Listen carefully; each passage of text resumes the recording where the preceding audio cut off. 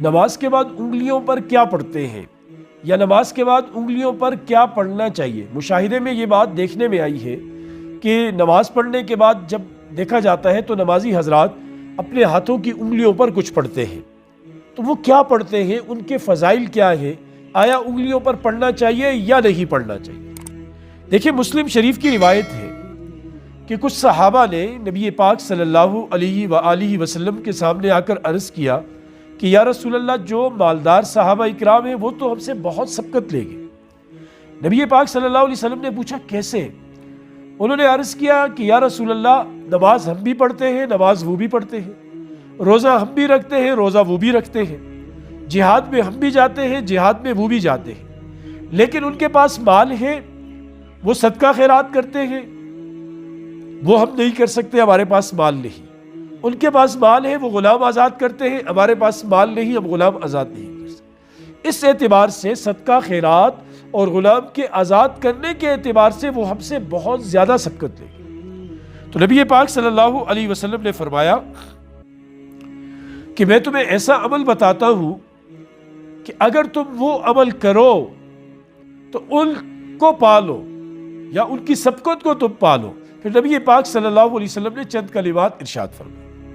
اب اگر کوئی غریب بندہ یہ عمل کرے، اس کے پاس مال نہیں ہے، دولت نہیں ہے، تو غریب مسلمان یہ عمل کرتا ہے تو اسے وہ ثواب بھی ملتا ہے جو وہ کرتا نہیں، وہ اس عمل کا ثواب بھی ملتا ہے، صدقہ کرنے کا ثواب ملتا ہے، اسے مسجد بنانے کا ثواب ملتا ہے، اسے غریب کی مدد کا سارے ثواب جو مالی عبادات سے متعلق ہے اسے ان اعمال کے کرنے سے ملتے ہیں۔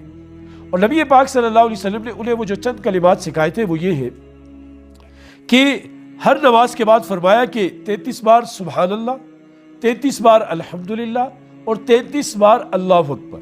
اب یہ 99 ہوئے، اور فرمایا ایک بار لا الہ الا اللہ وحدہ لا شریک لہ لہ الملک ولہ الحمد وہو علی کل شیء قدیر۔ یہ 100 کلمات ہوئے۔ یہ پڑھے گا جو بندہ تو اس کے گناہ معاف ہو جائیں گے، اگرچہ وہ سمندر کی جھاگ کے برابر کیوں نہ۔ دو فائدے ہوئے، ایک گناہ معاف ہو گئے، دوسرا وہ مالداروں کی جو عبادات ہے اس کے اندر بھی یہ شریک ہو گیا اور اس عبادت کا ثواب بھی اس سے ملا۔ اور دوسری روایات میں یہ ہے کہ آپ علیہ السلام نے یوں فرمایا کہ 33 بار سبحان اللہ، 33 بار الحمدللہ اور 34 مرتبہ اللہ اکبر۔ تو یہ بھی 100 کلمات ہوئے۔ دونوں طرح جو بندہ بھی ان میں سے جس کا بھی اہتمام کرے گا تو یہ دونوں فضیلتیں اسے حاصل ہوں۔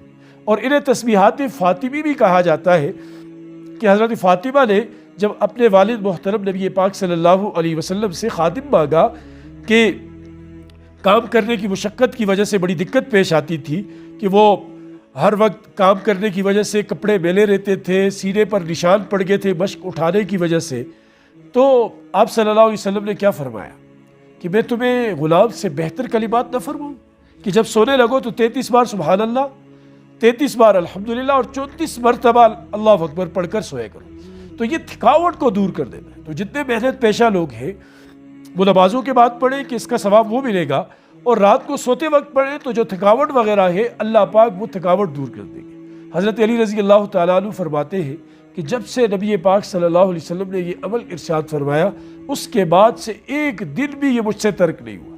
یعنی وہ ہر نماز کے بعد پڑھتے تھے اور سونے کے وقت بھی پڑھتے تھے۔ فائدے ہی فائدے ہیں، بس 2-4 منٹ کی بات ہے، بندہ پڑھے، شیطان پڑھنے نہیں دے گا، وہ عجیب چیزیں ذہن میں ڈالے گا، کوئی کام یاد دلائے گا، نیند طاری کرے گا، لیکن آپ نے پڑھنا ہے، پڑھیں گے انشاءاللہ بڑا فائدہ ہوگا۔